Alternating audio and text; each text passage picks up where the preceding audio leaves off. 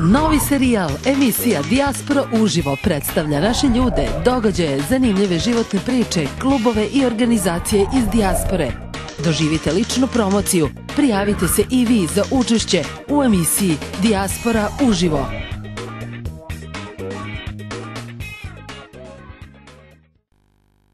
Selo Ratković, smešteno između 7 brda, obronaka, Gledičkih planina, na pola puta između Rekovca i Kragujevca, nekada puno života, a danas tek da pokoji odžak u njemu dimi. Odlazili su mladi iz sela tražeći bolji život, što u obližnje gradove, što u obećane zemlje zapada. I malo ko od njih da se selu ponovo vraćao. Međutim, ima izuzetak, a jedan takav je i naš domaćin, Rade Bojanović, koji je posle 45 godina provedenih u Luksemburgu, leteći kao kapetan na Boeingu 747, svoje poslednje decenije života prizemljio u rodno selo Rodni Ratković, a evo i zašto.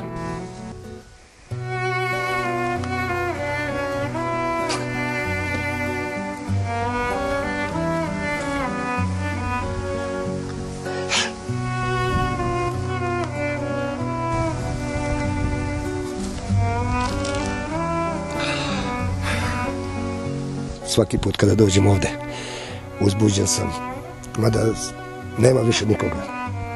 Jedino oni što su ostali, u stvari što su otišli, evo što me vuče. Dedovina, očevina, majčevina. I ovaj mladi čovjek, koji još nije sazreo i otišao u beli svet. Dugo je to bilo, 45 godina, 46, da živim tamo, pa svi kažu blago tebi, navikao si. Ali bez svoje grude i bez svoga sunca nema ništa. I ona poslovica što kaže, tamo gde se zec rodio, tu i umire. Evo, zašto sam ja došao ovde, u našu lepu Srbiju. Radetova priča u Luksemburgu počinje sa tek navršenih 15 godina života. U ovu zemlju Beneluxa odvode ga majka i otac. Iz početka, kada sam stigao u Luksemburgu, vukao sam, uzbrdo sam vukao prazna kolica, puna sam spuštao dole sa kamenjem da bi se pravile stepenice neke. Onda sam otišao na aerodromu kao bagažista. Znači to što izvlači kofere iz aviona, kufere. Onda me jedna islandska firma pitala da li mogu da dođem kod njih da radim. Rekao sam da mogu.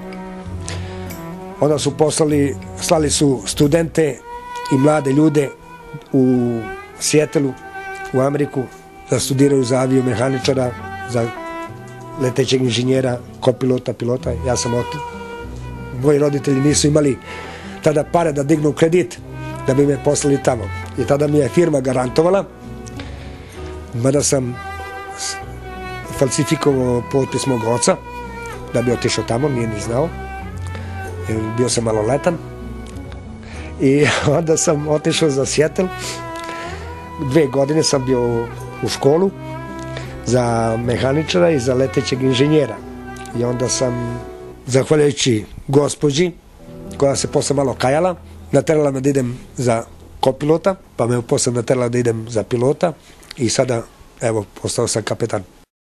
Prvo sam počeo CL-44, pa sam vozio DC-8, pa Boeing 707, pa sam prešao na 747, 100 serija, 200 serija, 300 serija i sada zadnje 400 serija Boeing 747.